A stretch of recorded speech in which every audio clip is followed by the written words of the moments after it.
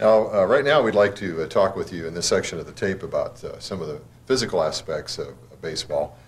For me, when I first went to the ball camp and met Dusty, I was real intrigued to learn more and to ask questions, and I've always sort of thought the more you might know about the game, the more advantage you would have, and maybe even if you knew some physics, it might help you out. So. Well, that was an understatement, ask questions.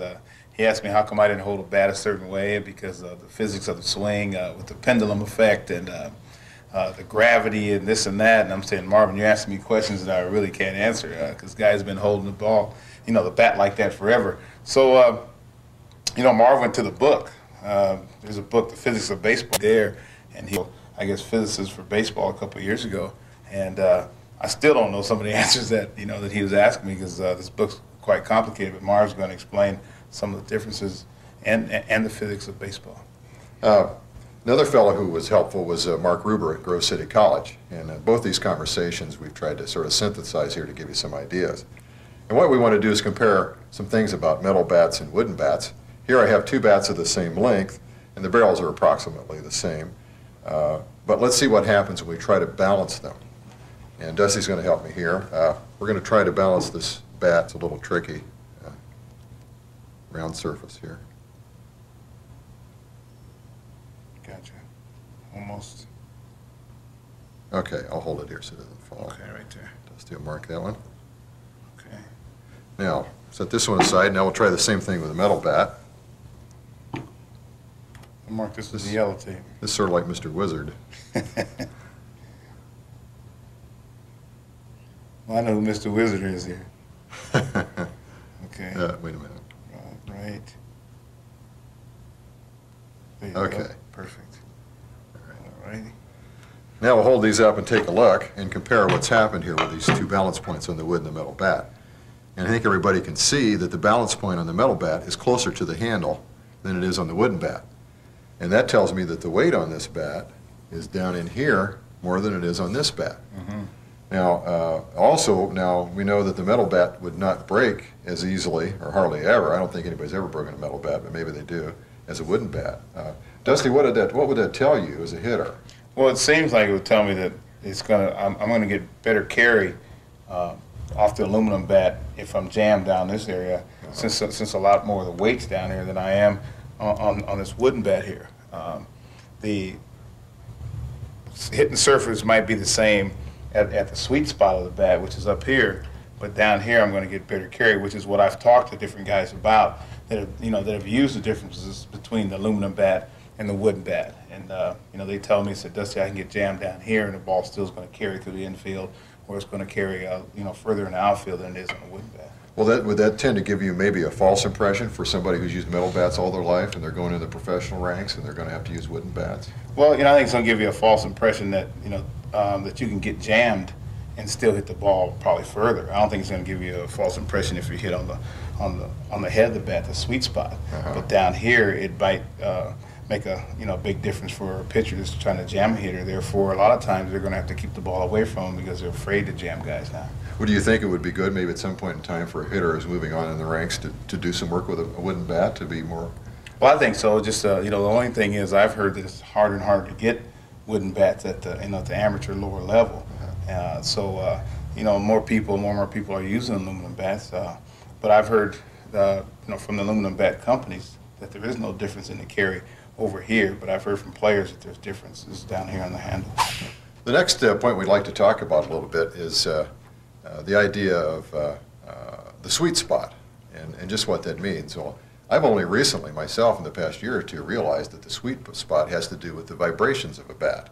So we did a little more studying with people about the bat, and I've learned that there really are two things that happen when a bat hits a ball.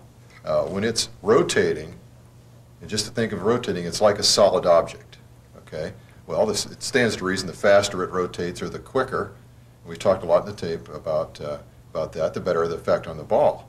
But after that ball hits the bat, it vibrates in certain ways. And what we want to explore is the meaning of that and then to connect it with the idea of a sweet spot. Now, so it's a bat that's vibrating. The bat actually vibrates, and that causes that sting on the hands. And I never realized that. I had no idea that it did that. I'm sure you felt that sting. Yeah, you have too. I have too. Okay, now to illustrate this, I have to stand back here, Dusty, and show this. I've got this metal, and I'm going to try to vibrate it. And do you see some places away from my hand? Now it vibrates where my hand is, but do you see some places away from my hand where that metal isn't vibrating very much? Possibly here and around here somewhere. Yeah. Okay. Now those are called nodes. Those places where there isn't much vibration. And the things called antinodes are right here where this hand is causing it and way out on the ends. Well, the same thing happens on a bat. The only thing is you can't see it in the same way. But on a bat, there are antinodes and nodes, and at the antinodes, which we can see right up on our drawing here, an antinode occurs at the end of the bat, and a big one occurs right here in the middle, just above the handle, and one down at the other end.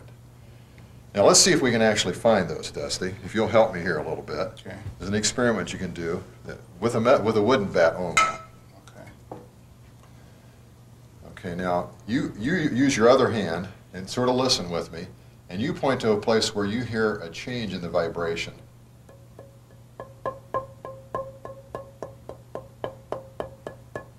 Right here. Okay. Keep your finger there. And it picks up again.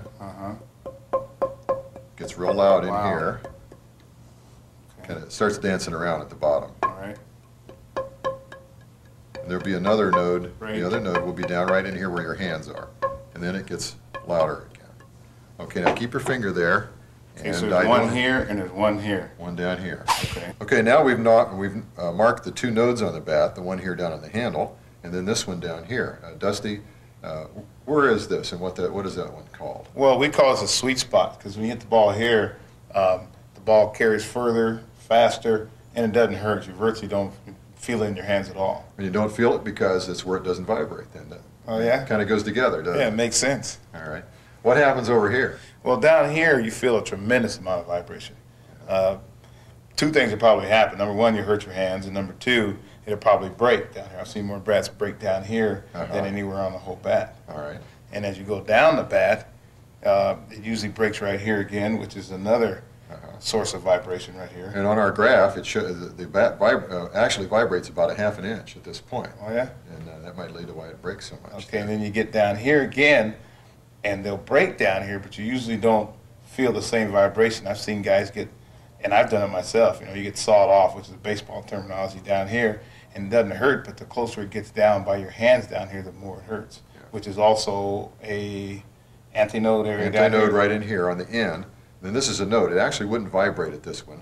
But on the other hand, you have to be so close to your hands, you probably wouldn't hit it there anyway. Exactly. But anywhere in here is going to be close to the Yeah, okay, anywhere in here, this is where it ends up breaking a lot too in this area. Yeah. Now, something that's happening here is whenever you're taking energy from the bat to make itself vibrate, it will make the ball can't go as far. Because if it's wiggling itself, then it isn't going into the ball. So isn't this a better place? Yeah, definitely. How come I didn't figure this out a long time ago? The trick for me is to hit it anywhere, let alone here. Right. That's great because for years, guys have been trying to figure out, why the sweet spot is called sweet spot and why the ball doesn't hurt or you don't even feel it at that point in time. Now, we can't use the same experiment, but with a metal bat, the sweet spot would be in about the same place. But correct. That's what I've been what's different about the sweet spot in the metal bat? Well, to me, it seemed like the sweet spot in the metal bat might be a larger. Seems like, but the sweet spot is basically in the same area. Same area, and I've heard that the metal bats can hurt your hands too, especially if you hit it down this end of the bat here, which is also an antinode area. I mean, to me, this is the area that hurts. It still is. It's still an antinode. Exactly, and this area down here seems to hurt more than anywhere because of the vibration to your hands, especially on a cold day. Yeah. Well, so we hope that gives you some insight into what a sweet spot is.